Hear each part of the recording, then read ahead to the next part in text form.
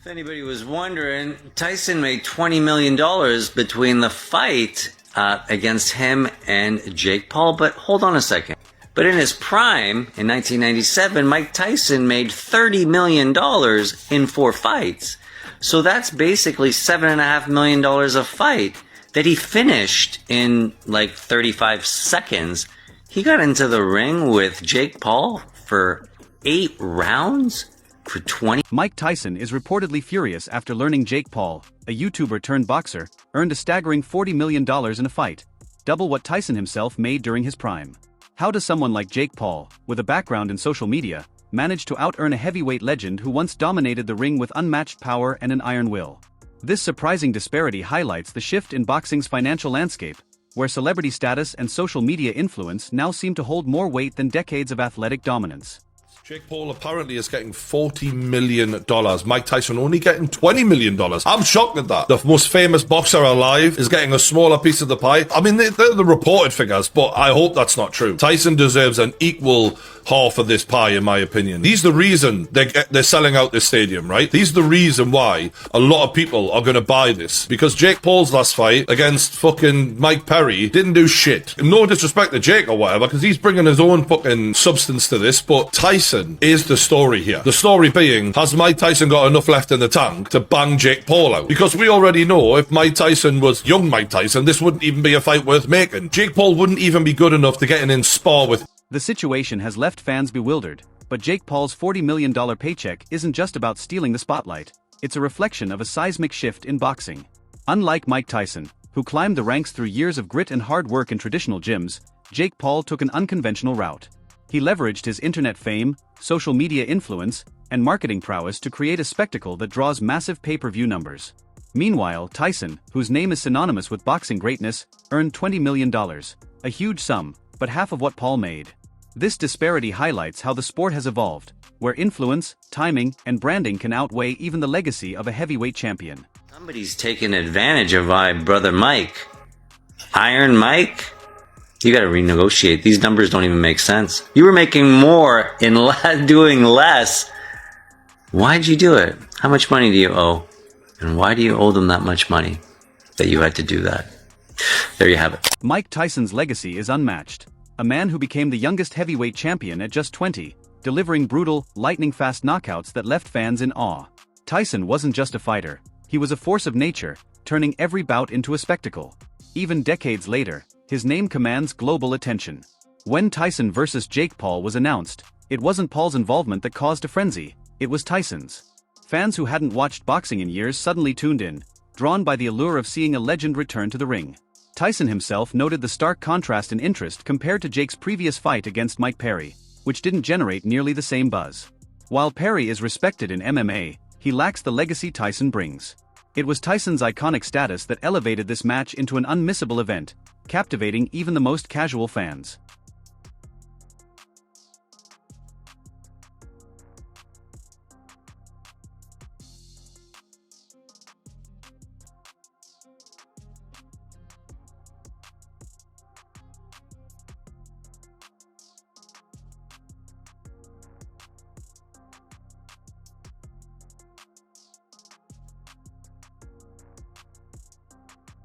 So, who's really the A-side here? Tyson brought the legacy, respect, and fanbase that made the fight a global spectacle, while Jake Paul delivered the modern-day marketing magic that transformed it into a $60 million event. This was a clash of old-school boxing greatness versus new-school social media dominance, and in this case, the latter came out on top. For Jake, this wasn't just a career milestone, it was proof his unconventional strategy works. With $40 million in earnings, his biggest payday yet, Jake has no plans to slow down. He's already eyeing even bigger fights, including a potential clash with none other than Canelo Alvarez. The idea of a YouTuber stepping into the ring with one of the greatest pound-for-pound fighters in history sounds absurd, but Jake Paul thrives on the unexpected, and so far, his bold moves keep paying off. You really think Jake Paul's afraid to get in there with Canelo Alvarez? Like, that's shocking to me that Ade said that, because obviously he doesn't know Jake Paul the slightest. Could I ask you though, 2025, is it a possibility, Canelo versus Jake Paul? Absolutely. Is it possible that Canelo's his next fight? Not sure. Okay, but it's a thing. This is not like pie in the sky. This is as real as ever. I think, look, we just put on the biggest event since the advent of cable for the combat sports, right?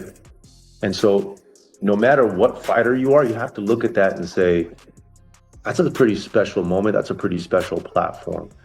Jake Paul doesn't need Canelo from a financial perspective, nor from like a belt perspective, because they're not going to fight for the belts that Canelo holds, right? If they were Sure. to fight. Canelo certainly doesn't need Jake Paul to make money either. So for me, if that fight was to happen, it has to be more than that. It has to be a desire to once again have the world stop and pay attention to this beautiful sport of boxing. Jake Paul's manager, Nikisa Badarian, hasn't dismissed the idea of fighting big names like Canelo Alvarez, emphasizing Jake's ability to create moments that captivate audiences. For Jake, it's not just about winning fights, it's about selling them. He's proven that his internet fame can fuel a legitimate boxing career, at least from a business standpoint. While his fights might not always be technical masterpieces, they're undeniably events, drawing viewers out of curiosity, entertainment, and Jake's knack for making people care. The debate over who was the real A-side in Jake Paul versus Mike Tyson is still raging. On paper, Jake appears to take the spotlight. His name led the promotional materials, and he walked away with a $40 million paycheck, double Tyson's $20 million. Yet Tyson's legendary legacy and ability to draw fans who hadn't watched boxing in years tell a different story. The question remains, is the A-side defined by legacy or by who sells the show? We all know how the fight between Jake Paul and Mike Tyson ended. Jake Paul winning by unanimous decision, I think. If I get it wrong, please drop it for the comment section. So the question is, how much did they earn from the fight? If you want to know, watch this video till the end. Yeah, I wasn't a big fan of the fight because obviously I'm a big fan of Mike Tyson. So I felt that fighting young Jake Paul will mean stepping a step too low. But after, finding out about the amount they received from the fight, I was like, it's kind of reasonable. After all, it's just an exhibitive match. Not a big deal. Just do the fight and get paid. That is just, it's not a big deal. So the question is, how much did they earn from the fight? Mike Tyson received around $20 million from the fight. Yes, $20 million from the fight. So if he should pay his crew, those that supported his crew members and so on, at least they should be pocketing between $10 to $50 million, which is cool cash, $4 million cash. How much did Jake Paul receive? $40 million. I repeat, $40 million. Yeah. Whoa. So the money did not just come from the fight; it also came from his promotions and some other stuff. You get it? Yeah. Yeah, so that is it. So I guess Jake Paul has gotten his dream match against Mike Tyson. So guess what? Probably his next match will be between himself and Muhammad Ali. So basically, he will have to resurrect him from the grave so they can do some exhibition fight. After which he will now go back to, I don't know. Yeah. So that is it. So yeah, both of them, they will do well lost. At least both of them are going on smiling in their back about their bank account, obviously. Yeah. So that is it. So now, who will be Jake Paul's next opponent? I guess we obviously fight retired fighter because he doesn't have the balls to fight professional boxers. You know what I mean? Yeah, obviously it doesn't. And I kind of like his strategy though, looking for retired people, and that's a very, very good niche. I get it. So who will be his next opponent? Do you know who? If you know, please drop it on the comment section. Who am I? It's just me, Afro Laugh. For Mike Tyson, the answer is clear. He was the real A-side, and the evidence backs him up. Tyson is more than a boxing legend. He's a global icon whose name transcends the sport itself. In the late 80s and 90s, his fights were cultural phenomena, drawing viewers who tuned in not just for boxing, but to witness his sheer dominance. When the Jake Paul fight was announced, it wasn't Jake's name that got traditional sports media buzzing, it was Tyson's. For many, this wasn't about Jake's boxing skills or YouTube fame, it was about nostalgia, about seeing Iron Mike step back into the ring. Tyson brought older fans, boxing purists, and even casual viewers who grew up watching his legendary knockouts. He's pointed to Jake's fight with MMA fighter Mike Perry, which, while successful, didn't draw the same numbers. The difference? Perry isn't Tyson. In Tyson's eyes, his presence was the key factor elevating the event to a spectacle Jake couldn't achieve on his own. Paul is set to make $40 million from his fight with Mike Tyson. Now let's not be funny, this is an extraordinary amount of money, a massive amount to fight an almost 60-year-old man. However, this is still Mike Tyson. I mean, I would take 40 million to go and get sparked out by Mike Tyson too, to be honest with you. It's a lot of money. I mean, does Jake Paul deserve £40 million?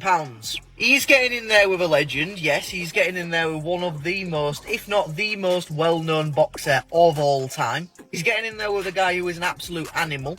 Like, let's not get it twisted, Mike Tyson will 100% go in there, and old Iron Mike Tyson will be unleashed, and at least for the first 2 rounds, he's going to be destructive in there. Now let's talk about the rules a little bit. I mean, the rules do favour Jake Paul, in my opinion, just a bit. 2-minute rounds, 14-ounce gloves, 8 rounds. I think it does favour Jake Paul a little bit. I think in 10-ounce gloves, it might be a little bit more tricky for Jake Paul. 10-ounce gloves with Mike Tyson's fists could go directly through Jake Paul's chin and completely end his career, really. But anyway, I want to know your opinions in the comments. £40 million for Jake Paul ahead of this Mike Tyson fight. If Jake Paul's making this, how much is Mike Tyson making? And does Jake Paul deserve $40 million to get in there? But here's the flip side. Being the A-side isn't just about legacy or loyal fans. It's about who can sell the fight to the widest audience, and Jake Paul undeniably excels at this. Jake understands modern marketing like few others in the sport. He knows how to spark buzz, create controversy, and keep himself in the spotlight. His fanbase is young, social media savvy, and incredibly active. They don't just watch his fights. They share, comment, and make them go viral, turning Jake's events into cultural moments. This kind of engagement amplifies his reach and makes him a powerhouse in modern boxing. So, who was the real A-side? It's a tough call. Tyson's legendary status brought credibility and drew older fans, while Jake's mastery of modern media turned the fight into a financial juggernaut. Both played crucial roles, but Jake's $40 million paycheck suggests his marketing dominance tipped the scales. Called him out to fight. So that was he's not going to fight any of those people. He's just going to try and fight the easiest people and then make himself look like he's the fucking best when he really is just a piece of shit. He said he's asked Nikisa to communicate with the Warrens about a Daniel Dubois fight. He's not going to fight Dubois. I mean, yeah. He's not even a heavyweight. Bro, he was gassed out fighting Mike Tyson, bro. I'm sorry, but like, yes, I know he probably took his foot off the gas because, you know, it's Mike Tyson. He doesn't want to knock out a legend, but we all know you're just full of shit. You're not really a heavyweight. You just fight all these people that are super easy to fight because you want to just make a name for yourself, get the easy money, easy bag. But I'm just here, for me right now, I'm like, where can he go now? Where can he really? The fight failed to deliver the explosive moments fans had hoped for. Tyson didn't display the ferocity that earned him the nickname Iron Mike, and Jake Paul fell short of landing the big headline-grabbing punches he's known for hyping. Instead, it unfolded as a slower-paced spectacle rather than a genuine competition. But here's the twist. The fight's quality didn't seem to matter. Jake still pocketed $40 million, Tyson took home $20 million, and the event drew massive pay-per-view numbers. This highlights a shift in boxing, where the personalities involved often overshadow the sport itself. For Tyson, it was a chance to re-enter the ring, delight nostalgic fans, and add $20 million to his bank account, a meaningful boost for someone who's faced financial struggles. However, it raises a tough question. Should a legend like Tyson have to settle for being part of a spectacle instead of its main attraction? Jake, on the other hand, appeared unfazed by the fight's lukewarm reception. For him, the event's success wasn't just measured by what happened in the ring but by the media buzz, social engagement, and record-breaking sales it generated. It reinforced his status as a modern boxing phenomenon. While the bout didn't live up to expectations, it proved a critical point. In today's boxing, the spectacle can be just as important as the sport itself, a trend that's likely here to stay.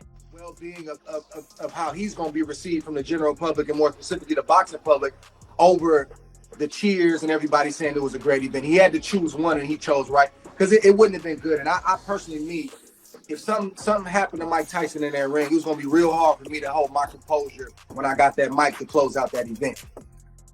Well, let me ask you this. When you say our generation isn't going, would not have taken it lightly had he really went in there with an agenda and done harm to Mike Tyson? Be specific. What would have been the reaction had he done what we feared could have happened to Mike Tyson?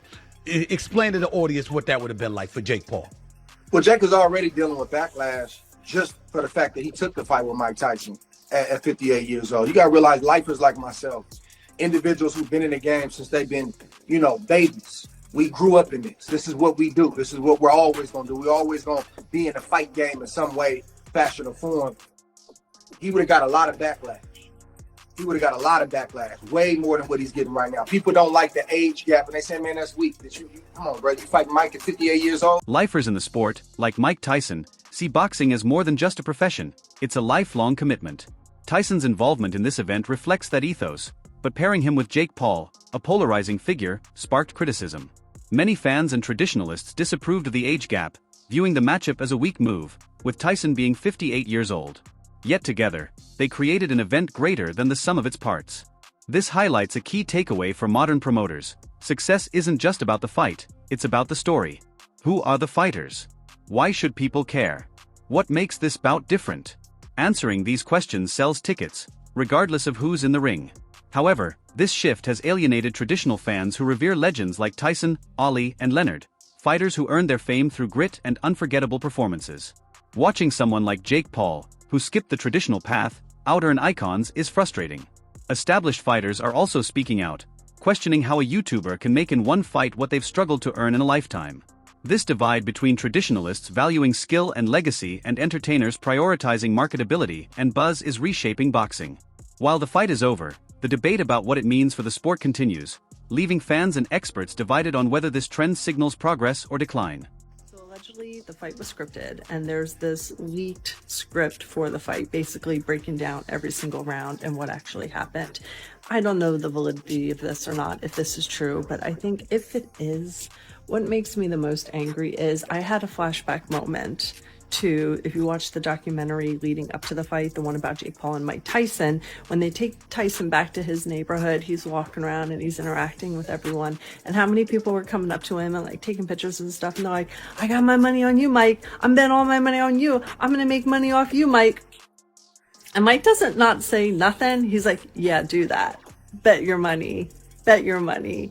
And I'm just like, you're going back to your communities where people are having it hard as hell right now. We all know the financial situations going on in this world right now. And then to put that hope into people, especially if you did know that it was scripted, wouldn't you just stay neutral? Like, not only are you going back and just telling random people, like, hey, it's your money, you blow where you blow it, even though I already know what the outcome's gonna be, but going back to, like, that is up. The idea that the fight between Jake Paul and Mike Tyson was scripted has stirred controversy, especially with a leaked script reportedly breaking down every round. While its authenticity is still unclear, the potential reality of it being true raises significant issues.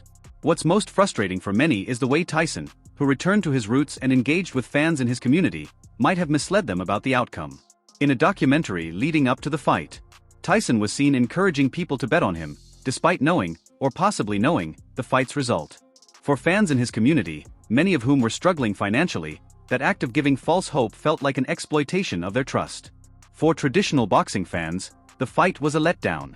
They expected a thrilling contest but got what felt like a staged exhibition. Tyson didn't perform as expected, and Jake Paul failed to fully silence his critics. The event promised much but didn't deliver in terms of excitement. However, Jake's fans viewed it differently. They saw the fight as a victory, regardless of what transpired in the ring.